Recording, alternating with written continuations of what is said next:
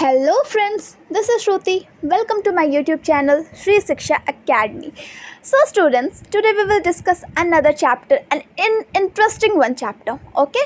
And the name of the chapter is acids, bases and salt. So class 7 students, चलिए आज हम एकदम new मज़ेदार अच्छा सा चैप्टर पढ़ते हैं acids, bases and salt. Okay? So we use in our daily life a large number of substances such as lemon, tamarind, common salt, sugar and vinegar. Do they have the same taste? Let us recall the taste of some edible substances listed in table 4.1. If you have not tested any of these items, test it now and enter the result in 4.1. Means कि हम लोग अपने daily life में बहुत सारी तरह की चीज़ें खाते हैं. एडिबल आइटम्स मीन्स ऐसे फूड आइटम जिसे हम कंज्यूम कर सकें, जिसे हम खा सकें. ठीक है, तो ऐसे एडिबल सब्सटेंसेस जिसे हम खा सकते हैं, क्या सभी का टेस्ट सेम होता है? क्या लेमन का टेस्ट और टैमरिंड का टेस्ट सेम होता है, या कॉमन सॉल्ट, शुगर, विनेगर सबका टेस्ट अलग अलग होता है ना? लेमन मीन्स नींबू, टैमरिंड मीन्स इमली, कॉमन सॉल्ट तो आप जानते ही हो नमक, शुगर मीन्स चीनी एंड विनेगर मीन्स अब उसे सिरका आई थिंक बोलते हैं हिंदी में, बट विनेगर जानते हो चाउमीन में यूज़ करते हैं. ओके, सो फर्स्ट टेबल 4.1 में आपको लेमन जूस आपको कैसा टेस्ट लगता है? सार मीन्स खट्टा, बिटर, कड़वा या कुछ एनी अदर कुछ अलग टेस्ट लगता है. सो लेमन जूस सार लगता है obviously. Orange juice, vinegar, curd, tamarind, sugar, common salt, amla, baking soda, grapes, unripe mango and cucumber.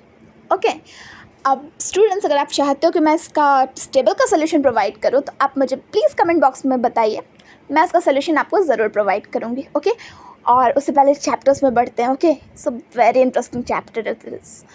You find that some of these substances taste sour, some taste bitter and some taste sweet and some taste salty. इसमें हम लोग जितने भी items देखे थे वो अलग अलग टेस्ट कर रहा था. जैसे टैमरिंड वगैरह आपको सार रहेगा, शुगर आपका स्वीट टेस्ट का रहेगा, फिर आपका कॉमन सॉल्ट आपका सॉल्टी रहेगा, कुकुम्बर आपको कोई एनी अदर टेस्ट रहेगा. कुकुम्बर में कोई टेस्ट होता है बहुत टेस्टी बचे तो फिर भी वो अच्छा लगता है. Okay, so acids and bases. Curd, lemon juice, orange juice and vinegar taste sour. ये सारे आइटम्स हमें खट्टा टेस्ट लगता है. These substances taste sour because they contain acid. The chemical nature of substances is acidic. The word acid comes from Latin word acere, which means sour. The acids in these substances are natural acids. अभी जो हम table में जो list of items पढ़े उसमें जो curd था, lemon था, जो लेमन जूस था या फिर ऑरेंज जूस था, इस तरह का चीज़ हमें खट्टा लग रहा था. ओके, सो ऐसा सब्सटेंस है जो कि हमें टेस्ट में सार लगे तो उसमें एसिड्स होते हैं. ठीक है, अब एसिड से आप मत समझ लीजिएगा वो डेंजरस वाले एसिड जिससे हाथ जल जाता है, वो सब भी एसिड होता है, बट वो मिनरल एसिड होते हैं, केमिकल एसिड्स होते हैं वो. ठीक है, ये सब में नेचुरल एसिड्स होते हैं. और जो नेचर क्या होगा उसका, अब एसिड किसी में प्रेजेंट है तो एसिडिक होगा, किसी में बेस प्रेजेंट है तो वो बेसिक नेचर का होगा. सो एसिड वर्ड जो है एक लैटिन वर्ड से है. लैटिन वर्ड था एसर. ओके, एसर का मीनिंग ही होता है आपका सार. What about baking soda? क्या आपने बेकिंग सोडा कभी टेस्ट किया है? अगर कुछ वैसा केक या फिर इडली वगैरह कुछ बनता है घर में तो जनरली हमारी मम्मी लोग यूज़ करती है baking soda. Okay, so if not what is it taste? थोड़ा सा टेस्ट करके देख सकते हैं, कुछ नुकसान नहीं होगा आपको. Since it does not taste sour it means that it has no acid in it. उसको आप टेस्ट करो तो सार तो बिल्कुल भी नहीं लगेगा, वो बिटर टेस्ट का रहेगा. अगर बेकिंग सोडा को आप हाथ में रब करते हो थोड़ा तो आपको क्या फील होगा कि वो आपके फिंगर्स के बीच से स्लिप कर रहा है, सोपी टच कर रहा है, मीन्स वो साबुन जैसा थोड़ा फिसल रहा है आपसे. Generally substance like this which are bitter in taste and feel soapy और टचिंग आर बेसिस. तो बेसिस क्या होते हैं? वैसे सब्सटेंस होते हैं जो थोड़ा बिटर होते हैं, मीन्स कड़वे होते हैं और साथ में उनको टच करने पे सोपी वाला फीलिंग आता है, मीन्स थोड़ा फिसलन होती है, तो उसे हम बेसिस बोलते हैं. और नेचर क्या होगा उसका? Basic. Okay, if we cannot test every substances, how can we feel its nature? Special type of substances are used to test whether a substance is acidic or basic. These substances are called indicators. अब ये बात तो है, ये सब चीज़ को हम test करके देख लिया, बट क्या आप H2SO4 को जाके टेस्ट करके देखिएगा कि वो एसिडिक है या बेसिक है? अब आपको लगता है कि मैम ने कौन सा नया अजीब सा केमिकल बोल दिया H2SO4. आप बड़े होकर सब पढ़ने वाले हो, okay students, so don't worry. H2SO4 हुई आपकी सल्फ्यूरिक एसिड। तो ऐसे जो मिनरल एसिड्स होते हैं वो बहुत ही डेंजरस होते हैं और वो बेसिकली लेबोरेटरी में यूज़ होते हैं और वो इतने ज़्यादा कोरोसिव होते हैं और इतने डेंजरस होते हैं कि उसे आप जाके डायरेक्टली टच नहीं कर सकते हो, आपका पूरा माउथ बर्न कर सकता है, ओके। सो प्लीज़ स्टूडेंट्स, आप लैब में जाके कभी इन सभी चीज़ों के साथ छेड़छाड़ ना करें, ओके। सो ऐसे सब्सटेंस जिन्हें हम टेस्ट नहीं कर सकते तो उनको कैसे फील करेंगे कि उनका नेचर कैसा है, एसिडिक है या बेसिक है। तो उनका नेचर टेस्ट करने के लिए हम अलग तरह का सब्सटेंसेस का यूज़ करते हैं जो कि बताता है कि कोई सब्सटेंस एसिडिक है, बेसिक है या फिर न्यूट्रल है। तो वैसे सब्सटेंसेस को हम इंडिकेटर्स बोलते हैं। इंडिकेटर क्या होता है, जनरली अपना कलर को चेंज करता है जब उसको किसी चीज़ के सोल्यूशन में डालते हैं। अगर सपोज़ वो इंडिकेटर एसिडिक सब्सटेंस में जाएगा तो अपना कलर दूसरे वे से शो करेगा और वो अगर बेसिक सब्सटेंस में जाएगा तो अलग तरह से शो करेगा। अब इंडिकेटर्स के commonly examples, okay, turmeric, litmus, China rose petals are some of the naturally occurring indicators. Indicators भी आपका सिंथेटिक भी होता है और साथ में नेचुरल भी होता है। सिंथेटिक मतलब जिसे इंसान बनाते हैं, मैन बनाते हैं, ओके। और नेचुरल मतलब जो प्रेजेंट होता है, लाइक टर्मरिक, हल्दी। फिर आपकी लिटमस क्या होती है उसके बारे में हम डिटेल से पढ़ेंगे अभी। चाइना रोज में आप उड़हुल के फूल देखे होंगे ना, वो ये सब नेचुरली अकरिंग इंडिकेटर्स पाए जाते हैं। नाउ डू यू नो में पढ़ते हैं सबसे पहले, उसके बाद फिर लिटमस के बारे में देखेंगे। Name of acid found in, ये टेबल बहुत इंपॉर्टेंट है। इससे देखा गया है कि बेसिकली एग्जाम में क्वेश्चन टीचर्स डालते ही तो प्लीज़ स्टूडेंट्स इसे सबसे पहले लर्न कर लीजिएगा। लाइक विनेगर में कौन सी एसिड होती है, सो एसिटिक एसिड। एंड सिस्टिंग, जब हमें कोई चींटी काटती है ना तो वो भी हमारे बॉडी में एक एसिड इंजेक्ट करती है और उस एसिड का नाम होता है फॉर्मिक एसिड। इसका एक और नाम होता है मेथेनोइक एसिड, जो ये सब आप बड़े हो गए ऑर्गेनिक पढ़िएगा तो बहुत अच्छे से क्लियर होगा क्यों मेथेनोइक बोलते हैं उसे, ओके। फिर आपका सिट्रस फ्रूट्स जैसे कि ऑरेंज, लेमन, जितने भी खट्टे खट्टे फ्रूट्स होते हैं ना जो हमें बहुत टेस्टी लगते हैं, बहुत फैसिनेट करते हैं, उसमें सिट्रिक एसिड होता है, ओके। नाउ कर्ड, दही में लैक्टिक एसिड होता है, स्पाइनक में ऑक्सैलिक एसिड, आंवला, सिट्रस फ्रूट में एस्कॉर्बिक एसिड भी होता है, विटामिन सी जो कंटेन करते हैं, ओके। और tamarind, grapes and ripe mangoes, इनमें टार्टारिक एसिड होता है। तो ये एसिड के नाम के साथ वो किस में प्रेजेंट होते हैं ये आपको लर्न करना होगा, ओके। नाउ बेसिस के बारे में पढ़ते हैं। लाइम वाटर में चूना पानी, ओके। लाइम वाटर मतलब आप नींबू पानी मत सोचिएगा, ये चूना वाला पानी है, ओके। तो उसमें आपका कैल्शियम हाइड्रोक्साइड पाया जाता है, window cleaner, ammonium hydroxide, soap, sodium hydroxide, potassium hydroxide and milk of magnesium hydroxide, okay.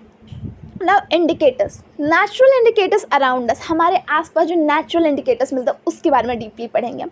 सबसे पहला नेचुरल इंडिकेटर हमारा है लिटमस एक तरह का नेचुरल डाई है। कोई पूछेगा लिटमस होता क्या है तो वो एक नेचुरल डाई है, dye means colour, okay, natural colour, naturally occurring colour है वो। The most commonly use natural indicator is litmus, it is extracted from lichens. नाम भी याद रहेगा, लिटमस आपको कहाँ से मिलता है तो लाइकेन प्लांट से, okay.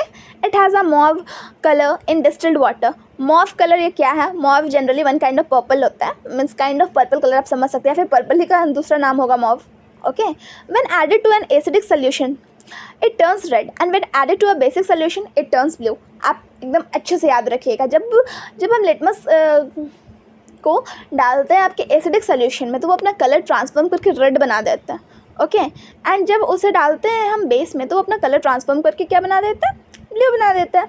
It is available in the form of solution or in the form of strips और papers called litmus paper. Litmus आपको दो तरह से अवेलेबल होता है मार्केट में। फर्स्ट होता है वो सोल्यूशन के फॉर्म में, मीन्स लिक्विड के फॉर्म में, और सेकेंड होता है वो स्ट्रिप्स के फॉर्म में, ठीक है। स्ट्रिप्स होती है लिटमस स्ट्रिप्स, तो पतली पतली सी स्ट्रिप्स होती है जो कि आपको एसिड और बेसिस में डालने से पता चल जाता है वो क्या है। Generally it is available as red and blue litmus paper. Litmus paper फिर से दो तरह के होते हैं, एक होता है रेड लिटमस पेपर, एक होता है ब्लू लिटमस पेपर। पढ़ते हैं उसके बारे में, okay. Now mix some, okay, so activity 4.1, mix some water with lemon juice in a plastic cup, tumbler, test tube. हम लोगों को थोड़ा सा पानी में लेमन जूस मिलाना है, okay. Put a drop of above solution on a strip of red litmus paper with the help of a dropper. Is there any color change? Repeat the same exercise with a blue litmus paper. Note down if there any change in color. तो हमें क्या करना है, एक पानी लेना, थोड़ा सा पानी में थोड़ा सा नींबू का रस घोल देना है, फिर उसको ड्रॉपर की मदद से एक बार रेड लिटमस पेपर पे डालना है, एक बार ब्लू लिटमस पेपर पे डालना, फिर हमें नोटिस करना क्या चेंज होता है colour, okay.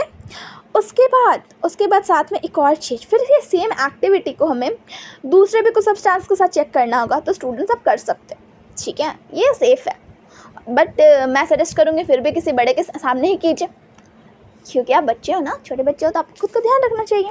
Okay, so tap water, detergent solution, aerated drinks, soap solution, shampoo, common salt solution, sugar solution, vinegar, baking soda, milk of magnesia, washing soda, lime water, if possible make solution of distilled water, और possible है तो distilled water के साथ भी आपको try करना है। और ये परफॉर्म एक्टिविटी करने के बाद आपको टेबल 4.2 फिल करना है। तो मैंने जैसे पहले भी बोला था कि आपको अगर टेबल के सोल्यूशन चाहिए तो वो मैं आपको प्रोवाइड कर दूँगी, but you have to comment me first, okay, ठीक है। तो मैं एक बेसिक बता देती हूँ। अगर रेड लिटमस के बारे में हम क्या पढ़े थे, एसिड के साथ वो रेड कलर शो करता है और बेस के साथ वो ब्लू कलर शो करता है। तो अगर रेड लिटमस पेपर हो, उसको अगर हम एसिड में डालेंगे तो रेड हो सकता है क्या? नहीं ना, वो तो खुद का कलर वो खुद में मिल जाएगा ना। तो एसिड में वो कोई कलर शो नहीं करेगा, red litmus paper, okay. But जैसे ही रेड लिटमस पेपर में हम बेस डालेंगे वैसे ही वो अपना कलर टर्न कर लेगा, ब्लू में कर लेगा। और सच्ची ये होता है, आप चेक कर सकते हो, ओके। वाइस वर्सा मीन्स होता है just opposite. Blue litmus paper अगर आप लेते हैं तो बेस में वो कलरलेस रहेगा, बेस में ब्लू नहीं शो करेगा कलर, ओके।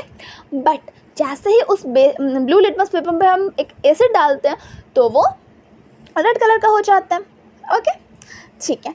और एक चीज़, न्यूट्रल सोल्यूशन भी रहेगा जो कि ना तो एसिडिक है ना तो बेसिक है, वैसे भी सोल्यूशन को हम न्यूट्रल बोलते हैं, तो वैसे सोल्यूशन के साथ भी वो नो कलर शो करेगा। सो अब न्यूट्रल के बारे में पढ़ते हैं। The solution which do not change the colour of either red or blue litmus are known as neutral solution. ऐसे सोल्यूशन जो कि कलर चेंज नहीं करते हैं, ना तो रेड का ना तो ब्लू का, उसे हम न्यूट्रल सोल्यूशन बोलते हैं। These substances are neither acidic nor basic. वो उसको हम कुछ नहीं मान सकते, ना तो एसिडिक ना तो बेसिक, ओके। सो लिटमस वाला टॉपिक ख़त्म हुआ फाइनली। अब सेकंड इंडिकेटर पे आता है। सेकंड इंडिकेटर आपका है टर्मरिक। टर्मरिक को तो आप डेली देखते हो ना, हल्दी, okay. Turmeric is another natural indicator. Now activity 4.2, take a tablespoon of turmeric powder, add a little water and make it a paste. Make turmeric by depositing turmeric paste on the blotting paper, filter paper and dry it. Cut thin strips of the yellow paper, obtain. Put some drops of soap solution on the strip of turmeric paper. What do you observe? Okay. अब आपको क्या बोला गया है कि थोड़ी सी आपको हल्दी लेनी है, उसमें थोड़ा वाटर मिला के उसका घोल तैयार करना है, एक पेस्ट बनाना है, ओके। उस पेस्ट को आपको या तो फिल्टर पेपर पे या फिर ब्लॉटिंग पेपर के ऊपर आपको उसको मीन्स रब कर देना है और उस पेपर को बेसिकली आपको येलो बना देना है। अब वो येलो बनाने के बाद आप क्या कर सकते हो, ये एक तरह का इंटरेस्टिंग एक्टिविटी भी है, ये तो मैं खुद से आपको सजेस्ट कर रही हूँ। आप उस पर क्या कीजिएगा कि सोप वाला सोल्यूशन होता है ना, उससे आप कुछ डिज़ाइंस बना लीजिए, ओके। जब आप डिज़ाइन बनाओगे तो आप जादू देखोगे। क्या जादू देखोगे, कलर चेंज हो जाएगा, बहुत अच्छा पैटर्न दिखता है, ठीक है। चलिए next, you can prepare a greeting card. Oh my God, मेरा आइडिया एनसीईआरटी भी ले लिया, जस्ट जोकिंग, मैं पढ़कर ही बता रही थी, ओके, ठीक है। You can prepare a greeting card for your mother on her birthday. Apply turmeric paste on a sheet of white plain paper and dry it. Draw a beautiful flower with a cotton bud. You will get a beautiful greeting card. अब क्या करते हैं वो, आप चाहो तो अपनी mummy को या फिर अपने बेस्ट फ्रेंड को या अपने टीचर को, किसी को भी आप ग्रीटिंग दे सकते हो। ग्रीटिंग कार्ड में आपको क्या करना है, वही टर्मरिक पेपर तैयार करना है, एक वाइट पेपर में टर्मरिक का घोल लगा कर, फिर उसके बाद अगर हम कॉटन ड्रॉप से थोड़ा थोड़ा सा बेसिक सोल्यूशन करके अगर आप उससे ड्राइंग बनाते हो तो आपको बहुत अच्छा वो कलर देता है और बहुत ब्यूटीफुल सा बनाओगे, okay. Similarly, test solution listed in your table 4.3 and note down your observation. You may also try the solution of other substances. 4.3 जो टेबल है, जैसे लेमन जूस हो गया, orange juice, vinegar, milk of magnesia, baking soda, lime water, sugar, common, इसको भी अगर हम turmeric solution के साथ अगर रिएक्ट करेंगे तो हमें क्या इफेक्ट दिखेगा, ये सब लिखना है हमें और उसको रिमार्क्स भी देनी है। So again, comment me down, okay. Now third kind of natural indicator is China rose. अब China rose के बारे में पढ़ते हैं। China rose जानते हो ना आप, गुड़हल का फूल जो रेड कलर का होता है, बहुत अच्छा सा होता है, और उसको बेसिकली आप 6th क्लास में पॉलिनेशन पढ़े होगे, तो उसमें भी पढ़े हो ना पॉलिनेशन। नहीं पढ़े तो मैं फिर से पढ़ा दूँगी, don't worry about that. Collect some China rose petals and place them in a beaker. थोड़ा सा हमें चाइना रोज़ का पेटल्स को जमा करना है, उसकी पंखुड़ी को जमा करनी है, फिर उसे एक बीकर में ले लेना है। Add some Warm water, keep the mixture for some time until the water becomes colored. Use this colored water as an indicator. Add 5 drops of the indicator to each of the substance given in table 4.4. अब क्या करना है कि आपको वो उसके petals के hibiscus, China rose को हिबिस्कस भी बोलते हैं एंड शू फ्लावर भी बोलते हैं, उसके 3 नाम है, एक्चुअली 4 नाम है, ठीक है। तो आपको चाइना रोज़ के पेटल्स को वार्म वाटर में लेना है और उसमें तब तक रहने देना है जब तक उसमें कलर वो रिलीज़ नहीं करे। जब एक बार कलरफुल हो जाता है वाटर, फिर उस वाटर को आप इंडिकेटर की तरह यूज़ कर सकते हैं। और 4.4 में जैसा कि आपको जो सब्सटेंस दिए हैं, जो सोल्यूशन दिए हैं, उसमें आपको चेक करके देखना होगा, okay. Like shampoo, lemon juice, soda water, sodium hydrogen carbonate, vinegar, sugar solution, common salt solution. उसके बाद आपको देखना है इनिशियल कलर और फाइनल कलर। इनिशियल कलर मतलब स्टार्टिंग में उसका क्या कलर था, बाद में इंडिकेटर डालने के बाद उसका कलर क्या हुआ, final colour. Again if you want the solution then comment में down, okay. What is the effect of the indicator on acidic, basic and neutral solutions? China rose indicator turns acidic solution to dark pink, magenta and basic solution to green. आपको colours याद रखने, कौन सा indicator क्या करता है, इससे भी इंपॉर्टेंट क्वेश्चंस बन जाता है। तो चाइना रोज़ क्या करता है, जब भी एसिड्स के साथ वो रिएक्ट करते हैं तो वो पिंक कलर दे देते हैं, डार्क पिंक को ही मैजेंटा बोलते हैं, ओके। और जब बेस के साथ रिएक्ट करते हैं तो वो ग्रीन कलर देते हैं, okay. Now activity 4.4. The teacher is requested to get the dilute solution of the following chemical from his or her school laboratory or from the nearby school: hydrochloric acid, sulfuric acid, nitric acid and acetic acid, sodium hydroxide, ammonium hydroxide, calcium hydroxide. अब क्या है, ये वाला जो activity है उसमें आपको teacher की हेल्प चाहिए, ओके। बेसिकली टीचर को आपको डाइल्यूट सोल्यूशन देना होगा, तो इसमें तो टीचर सामने रहेंगे ही एक्टिविटी के लिए, ठीक है। इसमें आपको क्या है कि आपको कुछ चीज़ दिया जाएगा, लेबोरेटरी से आपको सिंथेटिक केमिकल्स दिए जाएंगे, सिंथेटिक एसिड एंड बेसिस जो मैनमेड होते हैं, तो वो थोड़ा ज़्यादा डेंजरस भी होते हैं, कोरोसिव भी होते हैं, ठीक है। तो इसलिए दिया हुआ है। और उसमें क्या देंगे आपको, hydrochloric acid, sulphuric acid, nitric acid, ये सब देंगे, okay. Demonstrate the effect of 3 indicators on this solution. अब ये सब के ये जो तीनों इंडिकेटर हम लोग पढ़े, चाइना रोज़ के बारे में पढ़े, लिटमस के पेपर बारे में पढ़ा, टर्मरिक के बारे में पढ़े, इन तीनों के साथ रिएक्ट करके हमें टेबल 4.5 फिल करना है, ओके, ठीक है। ओके। नाउ एक क्वेश्चन दिया हुआ, पहले उस क्वेश्चन को पढ़ते हैं। Great care should be taken while handling laboratory acid. Laboratory acid को हमें बहुत ही ध्यान देना पड़ता है, जैसा कि मैंने बताया। अब बेसिस भी, केवल एसिड नहीं, बेसिस भी उतने डेंजरस होते हैं, because they are corrosive in nature, irritating and harmful to the skin को भी बहुत ज़्यादा हार्म करते हैं वो। चलिए, न्यूट्रलाइजेशन पढ़ने से पहले हम थोड़ा सा एसिड रेन के बारे में पढ़ते हैं। कभी सुने हो आप एसिड रेन? क्या आपको क्या लगता है, एसिड मीन्स रेन के फॉर्म में पूरे वहाँ से तेज़ाब गिरता है, एसिड गिरते रहता होगा एकदम, HCl, HNO3, खतरनाक strong acid? So no, not like that, but it is really harmful. चलिए उसके बारे में पढ़ते हैं। Are you familiar with the term acid rain? Have you ever heard about damaging effect of acid rain? As the name indicates, the rain containing excess of acid is called the acid rain, ठीक है। जैसा कि acid rain का नाम है, अगर ऐसा बारिश इसमें बहुत सारा एसिड्स मिला हो तो उसे हम लोग एसिड रेन बोलते हैं। अब सवाल आता है कि रेन में ऐसा कैसे हो सकता है, बारिश में कहाँ से एसिड आने लगी? तो चलिए वो देखते हैं। The rain becomes acidic because of carbon dioxide, sulphur dioxide and nitrogen dioxide which are released into the air as pollutants dissolved in rain drops to form carbonic acid, sulfuric acid and nitric acid respectively. Acid rain can cause damage to buildings, historical monuments, plants and animals. अब क्या है, जो हम लोग इतना सारा जो pollution करते हैं ना, उसी का नतीजा है ये एसिड रेन, अदरवाइज़ तो हो भी नहीं। देखिए, जब जितने भी ये होते हैं, जितने भी आपके व्हीकल्स होते हैं बेसिकली, तो वो क्या करते हैं, बहुत तरह का गैसेस रिलीज़ करते हैं, like carbon dioxide, sulphur dioxide और नाइट्रोजन डाइऑक्साइड, एयर में पॉल्यूटेंट्स की तरह। तो वही जो क्या है, रेन ड्रॉप्स के साथ मिलकर ना अलग अलग तरह का एसिड बना देते हैं। जैसे कार्बन डाइऑक्साइड से कार्बोनिक एसिड बन जाएगा, सल्फर डाइऑक्साइड से सल्फ्यूरिक एसिड बन जाएगा, नाइट्रोजन डाइऑक्साइड से नाइट्रिक एसिड बन जाएगा, और ये तीनों बहुत ही स्ट्रॉन्ग एसिड्स होते हैं, ठीक है। तो as a result acid rain होता है, और एसिड रेन की वजह से जो बिल्डिंग्स है उसमें बहुत ज़्यादा डैमेज हो जाता है। हिस्टोरिकल मॉन्यूमेंट्स, ताजमहल का भी कलर फेड हो रहा है धीरे धीरे, और ये असर हमारी पॉल्यूशन का देन है, ओके। चलिए, तो हमें पॉल्यूशन नहीं करना चाहिए, okay students. Now neutralization. We have learned that acid turn blue litmus red and bases turn red litmus blue. हम लोग भी जस्ट पढ़े कि एसिड का काम क्या होता है, रेड लिटमस को ब्लू कर देता है, बेसिस ब्लू लिटमस को रेड कर देते हैं। ओके, ओह सॉरी, मैं जस्ट उल्टा बोल दी ना।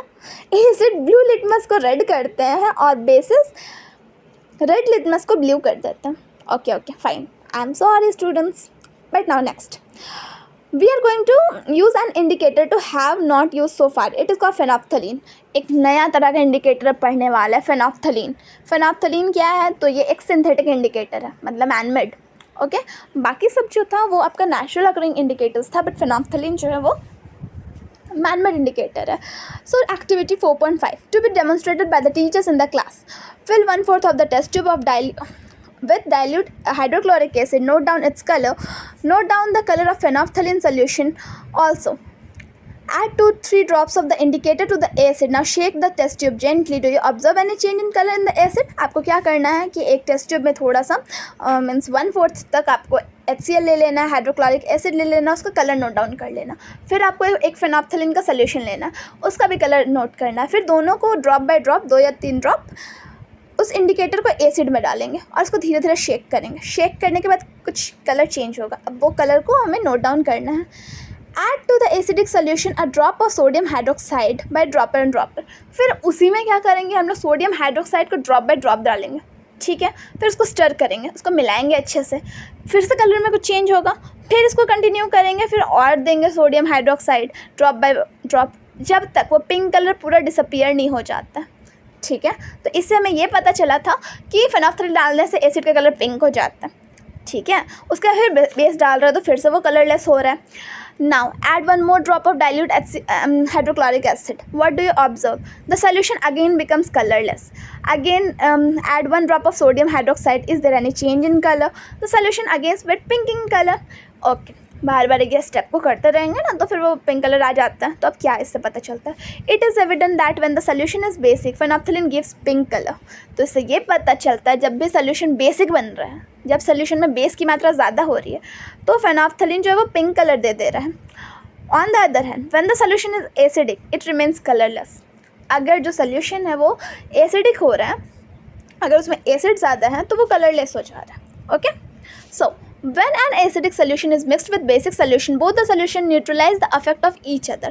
When an acid solution and a base solution are mixed in suitable amounts, both acidic nature of the acid and the basic nature of the base are destroyed. The resulting solution is neither acidic nor basic.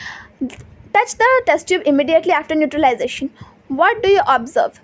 In neutralization reaction, heat is always produced or evolved. The evolved heat raises the temperature of the reaction mixture. देखिए, जब भी एक acid और base एक दूसरे के साथ react करेगा तो वो एक दूसरे के अफेक्ट को न्यूट्रलाइज कर देता है, दोनों एक दूसरे को कैंसिल आउट कर देता है। मतलब एसिड भी उतने पावरफुल और बेस भी उतना पावरफुल, जब एक दूसरे से रिएक्ट करेगा तो न्यूट्रलाइज कर देगा और वो एक सोल्यूशन बनाएगा, उसको न्यूट्रल सोल्यूशन बोलते हैं। और इस रिएक्शन को न्यूट्रलाइजेशन रिएक्शन बोलते हैं। Okay students, and neutralisation reaction हमेशा एक्सोथर्मिक होता है, मीन्स उसमें हीट रिलीज होता है, हीट ओके हीट हमेशा प्रोड्यूस होता है या इवॉल्व होता है और टेम्परेचर जो है रिएक्शन मिक्सचर का बढ़ जाता है। In neutralisation reaction a new substance is form. Neutralisation reaction में एक नया सब्सटेंस बनता है जिसे हम सॉल्ट बोलते हैं। सॉल्ट भी एसिडिक हो सकता है, बेसिक हो सकता है, न्यूट्रल हो सकता है। सॉल्ट के भी 3 टाइप्स होते हैं, ठीक है, एसिडिक, बेसिक और neutral. Thus neutralisation can be defined as. अब न्यूट्रलाइजेशन जो पढ़ रहा है उसका डेफिनेशन क्या होता है, तो ये जो डार्क लाइन से लिखी है वही है। The reaction between an acid and a base is known as neutralisation reaction. Salt and water are produced in this process with the evolution of heat. तो ऐसा रिएक्शन जिसमें कि एसिड और बेस एक साथ रिएक्ट करता है जिससे कि सॉल्ट बनता है और वाटर बनता है, इसी रिएक्शन को न्यूट्रलाइजेशन रिएक्शन बोलते हैं। और हमेशा न्यूट्रलाइजेशन रिएक्शन में हीट रिलीज होता है। ओके, तो ये आपका छोटा सा फॉर्मूला है, acid plus base gives salt plus water and here a lot of heat is evolved. Okay, now इसको हम एक एग्जांपल के साथ लेकर देख सकते हैं। तो हाइड्रोक्लोरिक एसिड मीन्स HCl एक एसिड है, सोडियम हाइड्रोक्साइड NaOH एक बेस है, दोनों रिएक्ट करेगा तो हमारा सोडियम क्लोराइड बनाता है जो कि कॉमन सॉल्ट NaCl, और साथ में वाटर बनाता है H2O। ओके, अब बूझो क्या करती है कि डाइल्यूट सल्फ्यूरिक एसिड को लाइम वाटर के साथ रिएक्ट करती है, तो अब क्या होगा, तो वो भी एसिड बेस है, वो भी कुछ रिएक्ट करेगा, ठीक है। नाउ अब जितना अभी न्यूट्रलाइजेशन रिएक्शन अभी हम पढ़े उसका जो एप्लीकेशन है वो अब हम देखेंगे। ठीक है, हमारे डेली लाइफ में वो न्यूट्रलाइजेशन रिएक्शन कैसे काम करते हैं। तो सबसे पहला होता है indigestion. Our stomach contains hydrochloric acid. It helps us to digest food, as we have learned in chapter 2. But too much of acid in the stomach causes indigestion. Sometimes indigestion is painful. To relieve indigestion, we take an antacid such as milk of magnesia, which contains magnesium hydroxide. It neutralizes the effect of excessive acid. Okay, कभी कभी आपको acidity हुई है? कभी आपको obviously जब ज़्यादा कुछ भी बाहर का खा लोगे तो हो ही जाती है ना थोड़ी एसिडिटी। तो उसमें क्या होता है ना कि जब कुछ हम लोग इधर उधर का खा लेते हैं या फिर कुछ ऐसा बाहर का ज़्यादा खा लेते हैं, ज़्यादा ऑयली फूड खा लेते हैं, कुछ ऐसा होता है ना, तो हम लोग के इनके स्टमक में हाइड्रोक्लोरिक एसिड पहले से प्रेजेंट होता है। अब आपको लग रहा है इतना डेंजर एसिड हमारे पेट में होता है, तो इट्स अ फैक्ट, ये होता है। ओके, हाइड्रोक्लोरिक एसिड का काम क्या होता है ना कि हमें हमारे फूड को डाइजेस्ट करने में वो मदद करता है।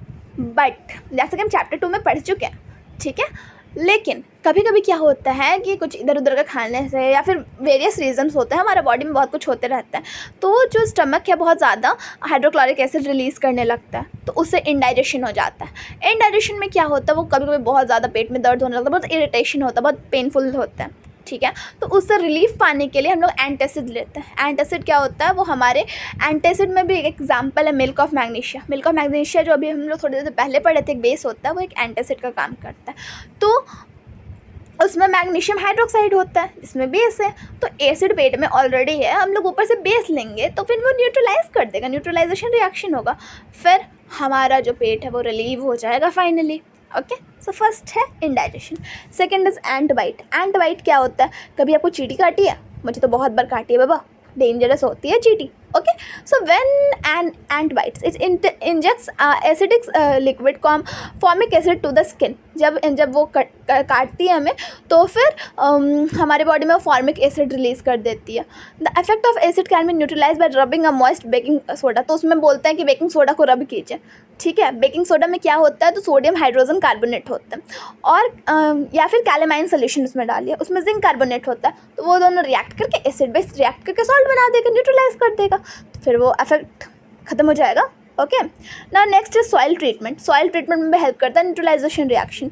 कभी कभी क्या होता है कि जब हम लोग खेती करते हैं, हम लोग नहीं करते, फार्मर्स करते हैं, फार्मर्स को सल्यूट है सच्ची, वो हमारे देश के लिए कितना सारा फूड प्रोडक्शन करते हैं और उन्हीं की वजह से हम लोग खाना खा पाते हैं, ठीक है। तो हमेशा हमें उनके लिए थैंकफुल रहना चाहिए। नाउ ठीक है, आते हैं सॉइल ट्रीटमेंट पे। तो एक्सेसिव अगर हम लोग केमिकल फर्टिलाइजर्स यूज़ करते हैं तो सॉइल बहुत ज़्यादा एसिडिक हो जाता है, ठीक है। प्लांट जो है कभी भी अच्छे से ग्रो नहीं करेगा अगर सॉइल बहुत ज़्यादा एसिडिक है या फिर बहुत ज़्यादा बेसिक है। तो अगर सॉइल बहुत ज़्यादा एसिडिक होगा तो उसको हम लोग बेस के साथ ट्रीट करते हैं, जैसे क्विक लाइम। क्विक लाइम का मतलब होता है कैल्शियम ऑक्साइड या फिर स्लेग्ड लाइम, कैल्शियम हाइड्रोक्साइड। उसको जब डालते हैं हम लोग तो प्लांट एसिडिक हो गया, उसमें जब हम लोग ये दोनों डालेंगे तो न्यूट्रलाइज कर देगा। If the soil is basic, अगर सॉइल बेसिक हो जाता है तो उसमें हम लोग ऑर्गेनिक मैटर डालते हैं, कंपोस्ट डालते हैं, बना के खाद बना के डालते हैं। ऑर्गेनिक मैटर जो है एसिड रिलीज़ करता है जो कि बेसिसिटी को कम कर देता है। Okay, now next is factory waste. So this is the last topic. Okay, so factory waste में क्या होता है कि बहुत सारे फैक्ट्रीज जो होते हैं अपना जो वेस्ट जो प्रोड्यूस करते हैं उसमें बहुत सारा एसिड भी प्रोड्यूस हो जाता है। If they allowed to flow into the water bodies the acid will kill fish and other organism. अगर वो डायरेक्टली डिस्चार्ज कर देंगे अपने जितने भी फैक्ट्री वेस्ट को है अगर वाटर बॉडीज़ में, तो वाटर बॉडीज़ में जो ऑर्गेनिज्म रहते हैं लाइक फिश या दूसरे ऑर्गेनिज्म वो किल हो सकते हैं, वो मर सकते हैं। इसलिए फैक्ट्री वेस्ट को हमेशा डिस्चार्ज करने से पहले उसको न्यूट्रलाइज किया जाता है बेसिक सोल्यूशन के साथ डालने से। ओके स्टूडेंट्स, सो हमने बहुत अच्छे से first chapter no it's acid bases and salt chapter complete कर लिया है। If you have any doubt regarding this please comment me down. I'll try to resolve that and also I will provide you the solution of the tables, okay, if you will say me only for that. Okay, so if you found this video useful then hit the like button and please share with your friends. Okay, and don't forget to do the subscribe. Till then, bye bye.